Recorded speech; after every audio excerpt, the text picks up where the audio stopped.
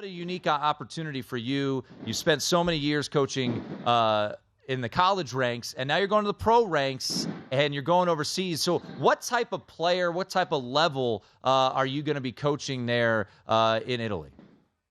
Yeah, we're going to be in one of the top leagues in the Italian league, which is a great league. I mean, great players have played there and come out of that league. And, you know, the guys that I'm getting a chance to watch now are guys who are former lottery picks, guys who are first-round, second-round picks in the NBA. The best players in that league will be playing in this summer league right here. So it's a great opportunity to coach some of the very best. And, you know, when you look at the Italian league, you have some of the best clubs, but you also have some of the very best coaches in the country. So it's a great opportunity to go challenge yourself against the very best. It's a really exciting time with our ownership group, which is the American-based ownership group, American-based general manager. Excited to be coming in there to that group and have a chance to put our imprint on basketball in the great city of Trieste. Yeah, it is. It's going to be pretty neat. By the way, I just got to ask, because you're probably going to get asked this a million times. How's the Italian? Is it going to be Rosetta Stone? What are we doing to get up on the Italian language over there? I mean, how are you going to yell at a ref in Italian? You got to learn some words there. Well, the good thing is he's not going to know what I'm saying to him, so that's exciting. And so I'm going to definitely use that to my advantage. But, you know, I'm going to start that actually when I'm on the flight back from Vegas. I'm either going to probably do Duolingo. That's what I think I'm going to lean on. Try to give myself a 5-week head start. But just going to really rely on the people once I get there, the people in the building, to get adjusted. You know, the good thing is basketball has only one language. And, you know, I'm going to really try to lean on that with our team and with our organization until I kind of get up to speed and can order dinner or something. Jamion Christian there on the set for us at Summer League, and he's going to come back on the other side. We're going to talk about some of the rookies that he saw out there at Summer League, what he expects from some of these youngsters in the NBA. But fired up for my guy. New gig starting in August. He's also coaching another tournament coming up here shortly, too. We'll get to that as well. Jamion Christian, new head coach over in Italy, and also will be the head coach of Ram Nation and the TBT, which really has kind of swept the nation these past handful of years, Jamion. So you'll be coaching some former VCU players. That's coming up at the end of July. But, you know, in this segment, you know, you're there at Summer League. You're checking out players to potentially play for your new team in Italy. But, you know, the likes of Victor Wembenyama and Scootie Henderson probably aren't going to be on your squad this year. I don't know. You know, you're a pretty good negotiator and convincer, so maybe you could pull some strings there. But let's start with Victor Wembenyama. Only played 2 games, struggled in his first, and then certainly played much better in game 2 and then shut it down. What did you kind of see from Victor up close and personal, and what do you expect to see from Wembenyama year 1 in the NBA? Well, I think what you're going to see from guys like Victor Wembanyama is their ability to dominate the game in multiple ways, in multiple directions. You know, the first night he didn't shoot the ball well, but what I really loved, and I've loved about watching his game throughout the course of the year, is his ability to create offense for everyone on the team and block shots. I mean, you think about in any generation of basketball, has there been a player that can bring the ball up the floor, can make the left-hand or right-hand pass on penetration, and block a shot on the other end? That's Victor Wembanyama, and there's just not a lot of guys around the world that have the ability to do that. So I thought he got exactly what he needed to out of Summer League. A tough game. We get a chance to see how he responds to that. He comes out with 27 points and really moves the ball well, and the Spurs play excellent. Obviously, he's one of the best prospects in the history of the game. I think he's going to have a tremendous impact on the Spurs this season and seasons beyond. Do you think these guys, with the path they take to the NBA as opposed to 20 years ago where most guys played 3-4 years in college, do you think they come into the league better prepared or worse prepared here for the NBA? I think because of social media and because of all the people they have around them and the business side of it, they're actually more prepared in some ways in terms of like maybe how they live their life. The things that they manage, they have good teams around them. That's the LeBron James factor. That you learn to have good people around you early on that have an expertise. That's what LeBron's kind of brought to the NBA and to this younger generation. I think on the floor, there's always this maturation process that really starts with the ability to be stronger and be more physical. You're seeing these guys make these incredible plays. I mean, the Thompson twins are out there making great passes left and right-handed, and they're playing really fast. That's really impressive. When will they become strong enough to do that for 37 or 38 minutes in the playoffs? That's obviously going to take a bit of time. So I think in some ways they are more experienced and more ready. And the other way is just that grown man factor, I would say, where they've got to get bigger and they've got to get stronger and they've got to be able to have some success early in their career to be dominant players and to learn the things they need to learn.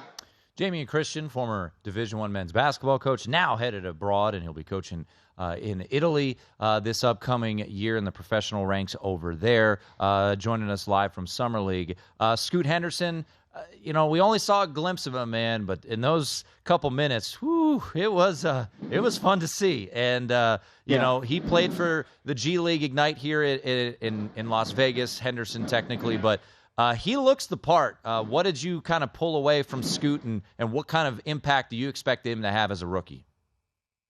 Well, I think he's going to have a great impact, partly because he's a unique athlete. He's a unique specimen of a person, of a player. But as a coach, I look at it and say, Portland's had so many of these sort of guards that have had great success. And I asked myself yesterday, watching their Summer League team play, what are they doing with these guards that's so different than anyone else in the NBA? And I don't think anyone's asking that question. Their history from C.J. McCollum, who became an All-NBA player, to Damian Lillard, to now Scootie Henderson. And they've just had a long tutelage of bringing in young players at that guard position and them having a ton of success.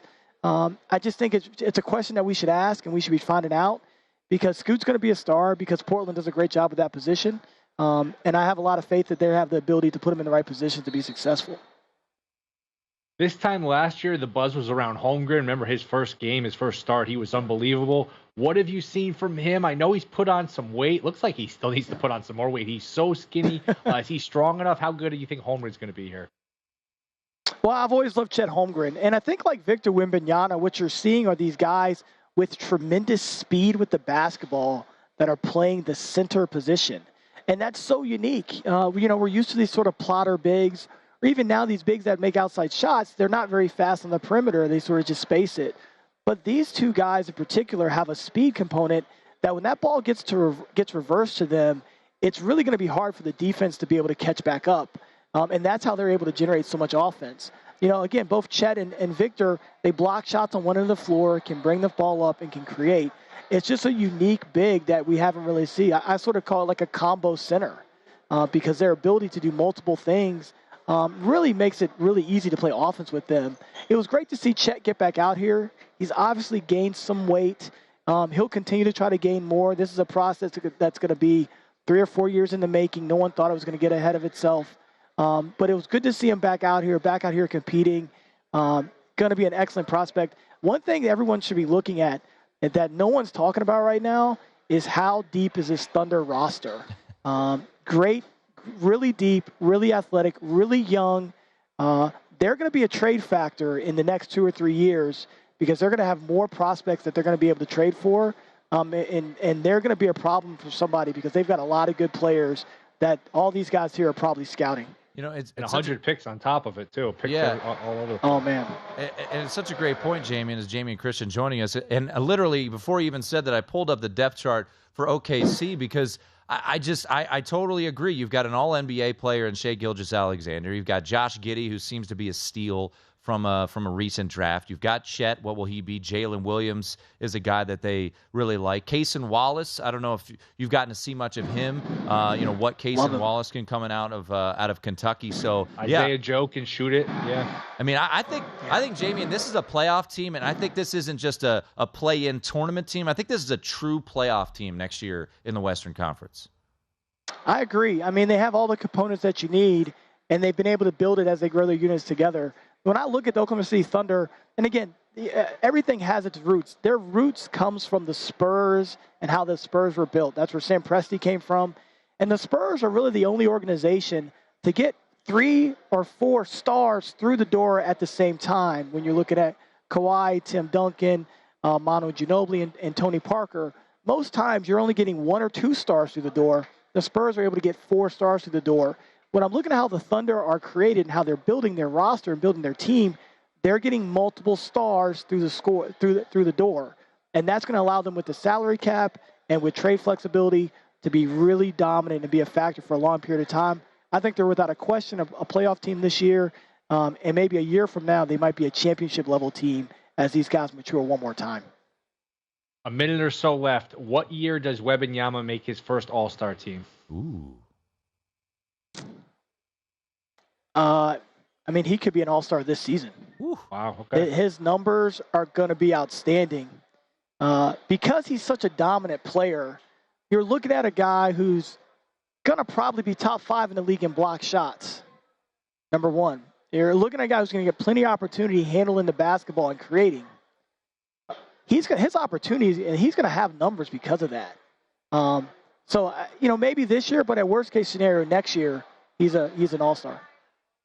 Well, he's going to be packing up. He's going to be heading on an airplane across the pond over to Italy. But before that, he's going to be coaching Ram Nation in TBT. So we'll be fired up. We're pulling for you there, Coach, in the TBT. And then we'll be watching over in Italy. Thank you. And for you to know, grazie is how they say thank you in Italian. Well, I appreciate you having me on. And this has been a lot of fun. Hopefully I'll have a chance to get back on next year at Summer League. But I appreciate the show. I appreciate you, and grazie. Yeah, there it is. Appreciate Jamion, our guy, for jumping on live from Summer League. Really good stuff there. Fired up for him. I said it after every time we had him on the show. I said he will be a head coach next year, and fired up for him to be headed over to the Italian Professional League. Go to VSiN.com/subscribe to become a VSiN Pro subscriber today.